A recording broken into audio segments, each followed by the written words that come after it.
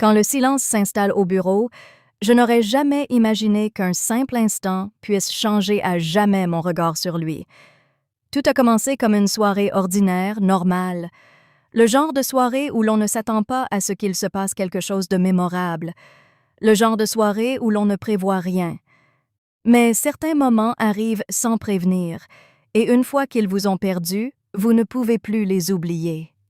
J'étais debout dans la cuisine, attendant que la bouilloire bouille, le regard perdu dans la vapeur qui s'échappait de la casserole.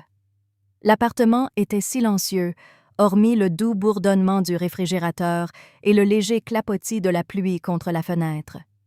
J'aime ces soirées. Vivre, prévisible, simple. Et puis, il est entré. Je n'ai même pas entendu ses pas tout de suite. J'ai seulement senti le changement dans la pièce, cette tension subtile qui s'installe quand quelqu'un entre dans votre espace sans dire un mot. J'ai tourné la tête légèrement, juste assez pour le voir debout dans l'embrasure de la porte, passant une main dans ses cheveux humides. Il devait être rentré dehors. Sa chemise collait à ses épaules, légèrement froissée, et son regard avait cette expression fatiguée mais chaleureuse qui me faisait toujours m'arrêter. « Tu rentres tard », dis-je doucement. Il sourit, le genre de sourire qui ne demande aucun effort, celui qui s'échappe sans demander la permission. « La circulation », répondit-il d'une voix basse et douce. Et puis la pluie a commencé. Il s'approcha, ses pas lents, presque prudents. Je ne sais pas pourquoi, mais chaque fois qu'il bougeait comme ça, je m'inquiétais. J'essayais de faire comme si je ne remarquais pas à quel point il se rapprochait, à quel point sa présence même de l'autre côté de la pièce. « Tu prépares du thé ?» demanda-t-il en s'appuyant légèrement contre le comptoir. « Oui » dis-je. « Tu en veux ?» Il hocha la tête, et pendant un instant, aucun de nous ne parla.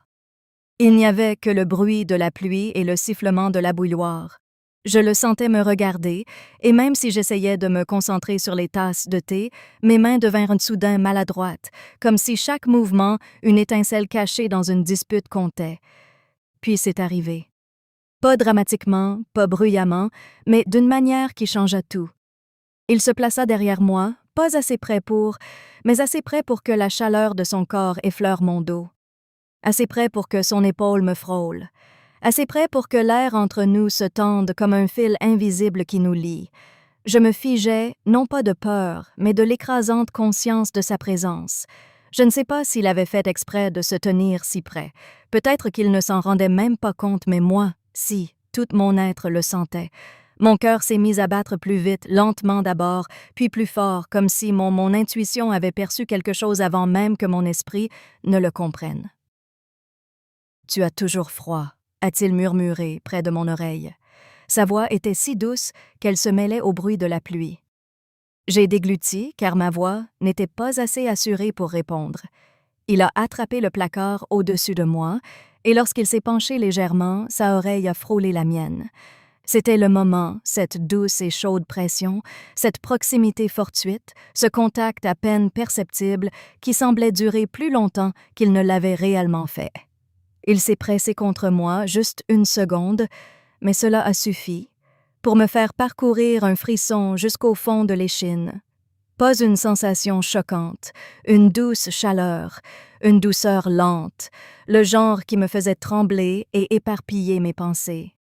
Son bras passa sur mon épaule tandis qu'il se levait, et le sien était juste derrière moi, immobile et chaleureux, comme s'il me retenait en place. Je n'étais pas sûre qu'il ressentait lui aussi cette étincelle, cette chaleur, mais je savais que moi je la ressentais, et je ne pouvais pas faire semblant du contraire. Je le suivis dans sa respiration, tandis qu'il inspirait doucement, comme s'il était... J'essayais de ne pas perturber l'instant. Son mon cou, chaud et instable. Puis il s'arrêta, comme s'il réalisait à quel point il était proche, comme s'il comprenait soudain, lui aussi, l'importance de l'instant. Il ne recula pas. Moi non plus. Lentement, très lentement, il baissa le bras, et au lieu de s'éloigner, il resta là derrière moi. Sa présence frôlait mon dos, sa chaleur m'enveloppait comme une étreinte qu'il ne m'avait pas encore donnée. « Devrais-je reculer » murmura-t-il. Je ne sais pas pourquoi, mais la question me fit me crisper. Peut-être parce que nous savions tous les deux que reculer ne changerait rien au fait que quelque chose avait changé entre nous, quelque chose de réel, quelque chose que nous avions tous les deux fait semblant de ne pas ressentir. « Non », chuchotai-je avant de pouvoir m'en empêcher. « Tout va bien. » Bien n'était pas le mot juste, rien de bien. Il se rapproche, trop près, dangereux. C'était comme quelque chose que je ne devrais pas désirer, mais que je désirais. Il hésita un instant, puis je le vis se détendre légèrement, comme s'il acceptait quelque chose que ni l'un ni l'autre ne voulait admettre à voix haute. « Je t'ai mise mal à l'aise » demanda-t-il doucement. Je fermai les yeux un instant. « Non » murmurai-je. « Qui sont passés ici pas du tout. » Sa main effleura le comptoir près de la mienne, pas mais tout près. Trop près. Une douce chaleur emplit l'espace entre nos doigts, de celle qui vous rend conscient de chaque mouvement, de chaque pensée. Je ne voulais pas m'approcher autant, dit-il doucement. Ça ne me dérangeait pas, répondis-je. Je l'ai vu expirer lentement et tremblant, et d'une certaine manière, ce fut le moment qui brisa la dernière barrière qui subsistait entre nous. Il se rapprocha juste un peu plus, sans me pousser, sans forcer, mais suffisamment pour que toute la chaleur de sa peau contre la mienne. Ma s'est de nouveau figée. « Je n'étais pas sûre que tu t'éloignerais, » murmura-t-il. « Tu ne m'en as pas donné la raison ?» dis-je. Il rit doucement, et le son rire vibra dans l'air entre nous.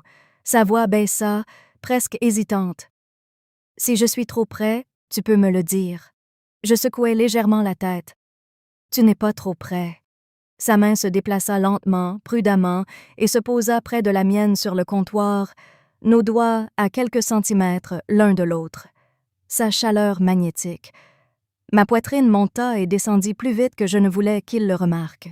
« Je ne veux pas franchir une limite, » dit-il doucement. Peut-être aurais-je dû reculer. Peut-être aurais-je dû briser le silence avant que l'instant ne devienne quelque chose que nous ne pourrions plus cacher. Mais je ne l'ai pas fait.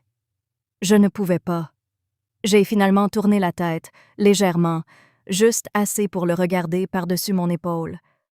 Son visage était tout près, trop près, et ses yeux ont croisé les miens avec une douceur qui m'a serré le cœur. « Tu ne l'as pas fait, » ai-je murmuré. « Pas encore. » Il a soutenu mon regard comme s'il cherchait une permission dans le silence qui régnait entre nous, et je ne sais pas qui de nous deux a bougé le premier. Peut-être tous les deux. Peut-être aucun. Mais soudain, l'espace entre nos visages est devenu incroyablement petit. Mes yeux se sont écartés, non pas mais parce que l'instant était trop chargé, trop intense, trop lourd, et c'est quand j'ai compris que je ne pouvais plus me retenir. Pas à cause de son regard, à moi, pas à cause de la chaleur entre nous, pas à cause de cette proximité trop naturelle pour être repoussée. « J'avais envie de faire ça depuis longtemps, » murmura-t-il.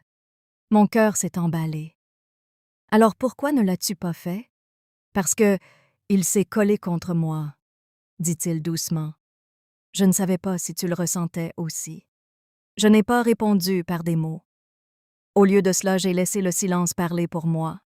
J'ai laissé mon corps se stabiliser. J'ai laissé mon corps se pencher légèrement, non pas vers lui, mais vers lui. Et c'était suffisant. Il n'a pas précipité les choses, il ne m'a pas saisi, il ne m'a pas forcé. Il est simplement resté là, assez près pour que le monde disparaisse, assez près pour que la tension devienne électrique, assez près pour que chaque battement de cœur résonne entre nous. Il s'est collé contre moi, pensai-je, et je n'ai pas pu me retenir. Pas dès cet instant, pas de la part de là, pas de lui. Quoi qu'il se soit passé après cette nuit-là, cela n'a pas commencé avec. Cela a commencé par un moment, Une proximité, une étincelle qui a refusé de s'éteindre. Et parfois, c'est tout ce qu'il faut.